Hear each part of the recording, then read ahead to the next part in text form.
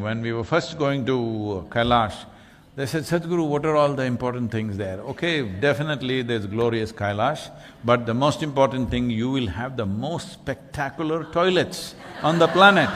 Really? Yes, sir, because the view is fantastic.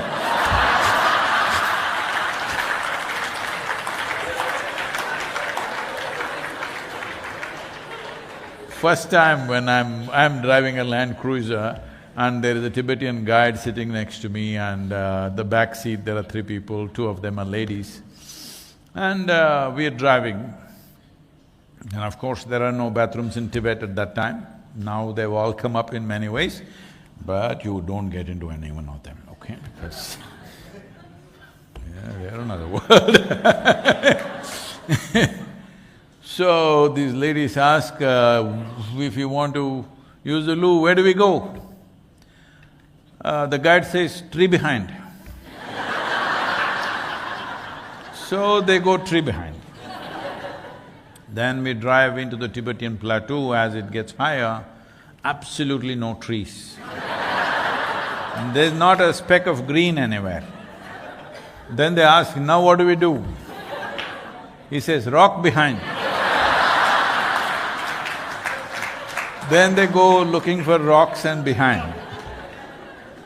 Then we drive into the deeper part of Tibetan plateau, where it's like a moonscape. There is no rock, there is no tree, there's not a blade of grass, nothing. Then they say, what do we do? He says, car behind.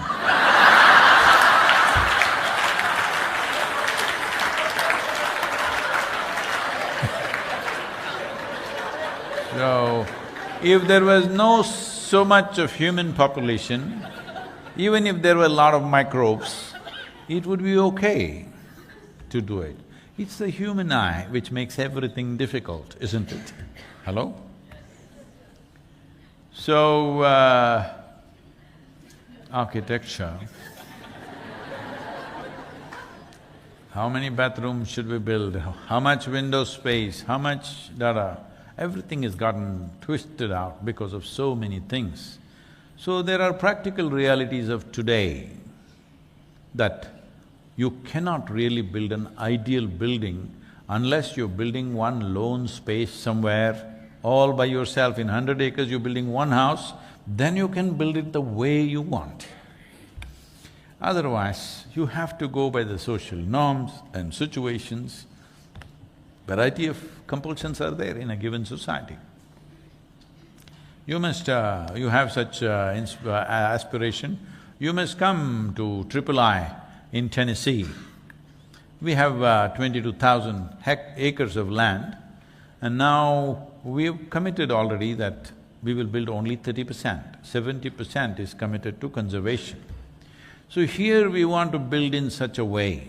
Initially we have built whatever we have built, but we are looking at how to build both workspaces and living spaces in such a way that it'll be unique and not subject to social norms. People build in such a way that it's healthy and well for them and for every other life around us. But you need to understand this, those of you who've grown up in cities have become like this. Even opening a window and closing a window is a problem, all right? It's always shut, AC is always on, 24 hours, boom, boom, whatever the season. This attitude you must change. You must experience a little bit of heat, little bit of cold, little bit of sweat, little bit of freezing happening to you. All these things are needed for life to thrive. Otherwise, you become like a lab rat who suffers just about everything. See, just observe this and see, across India for example, it's true everywhere in the world. What is the urban mortality for COVID? What is the rural mortality? Please look at it. People will say, oh, that is because urban concentrations are higher. That's not the only reason. Because the very body is much stronger and better because they're living exposed to elements and nature, bodies in a certain way. In these 3 years, nearly 3 years now, I have never tested positive. And I have not been living in seclusion, I have traveled more than I was traveling earlier. In this 2.5 years, I have done enormous amount of travel. We have run campaigns and people always think I must inhale their breath, so they always come close to me like this because they think, because of these things, because a yogi means he feels their breath. They come and speak into my face. A little distance means, yes, yes, yes, and they'll come here and speak. So they're falling all over me, but I've never tested positive. There must be something to it, hello? I'm not claiming I'm a superhuman, I will not die because of corona. But whether it's your genetic strength or basic structural strength of the body, all these things are determined by how much life is happening to you. When I say how much life, temperature variations, wind, water, different types of water, different types of air, all these things matter. But now you're trying to incubate your children like a laboratory, oh, they could… if you do this, they may fall dead. Yes, because you become more… the more protected you are, the more fragile you become.